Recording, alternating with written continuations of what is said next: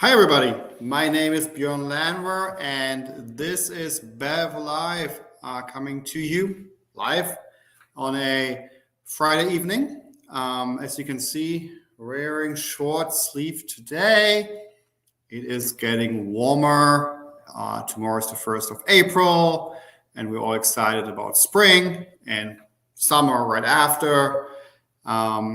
I really enjoy spring as everything gets warmer, everything gets greener and more beautiful. It's a good time. And what comes with spring? Easter. So we're right around the corner from Easter, and everybody is hopefully planning what they are going to cook for Easter, and also what kind of beverages they're going to have with their Easter lunch, brunch, or dinner. And hopefully have lots of guests over and enjoy all kinds of great food, great company, and great beverages. So today I wanted to talk to you as you're planning everything. I wanted to talk to you about wine pairings for Easter. So when I think Easter, I think lamb.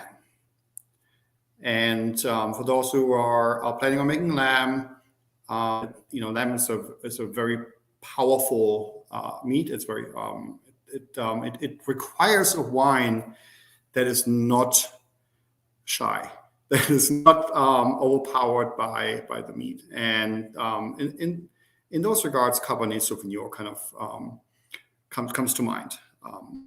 Cabernet Sauvignon has a fair amount of power, and it's just a perfect match for powerful meats like we talk about lamb or we're talking about steak, and we all love a good Cabernet Sauvignon. So Shiraz is another one. I mean, you have these powerful Shiraz from Australia that just go with so many of these kinds of dishes. And on Bev Live, we have two wines that fit that category. We have the Reschke brand.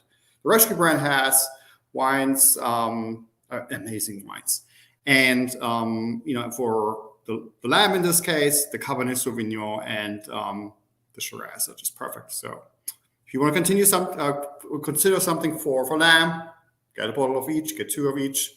We're now offering free shipping on orders that are over 3 bottles, I believe. And check it out. This may be just the perfect 2 wines if you have lamb. Then it wouldn't be Easter without ham. I love ham. And for ham, it's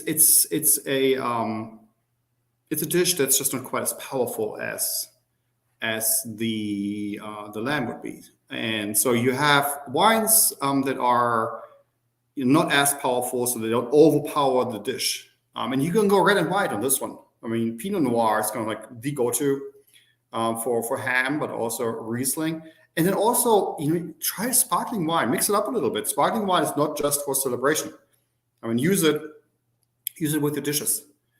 And we have the Eimar on Bev Live. It's a sparkling wine from the Penedès area in beautiful Spain. It's very dry, and it would be an amazing match with like a honey glazed ham or something like that. Amazing. Then we have chicken. Who doesn't like good chicken, right?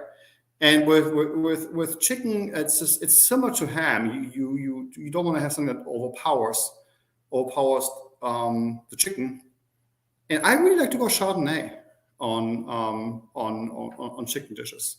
It goes really, really well. Chardonnay has a little bit more power than some other white wine varietals.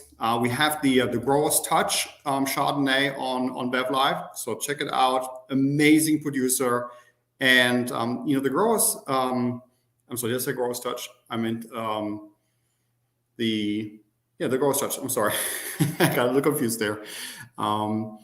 The Growers Touch wines are basically an homage to the growers. So a lot of people talk about the winemakers. The Growers Touch is about the growers who grow the grapes. Amazing wine, great price point, and would go really, really well with chicken.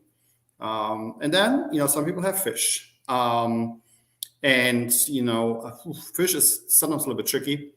If you go like a fatty fish, for example, you want to have something like a Pinot Noir, or coming back to Chardonnay. Growers Touch Chardonnay would be a really, really good match for fish.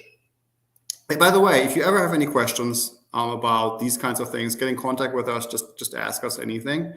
Ask our BevBot, see what the BevBot comes back with, just contact us.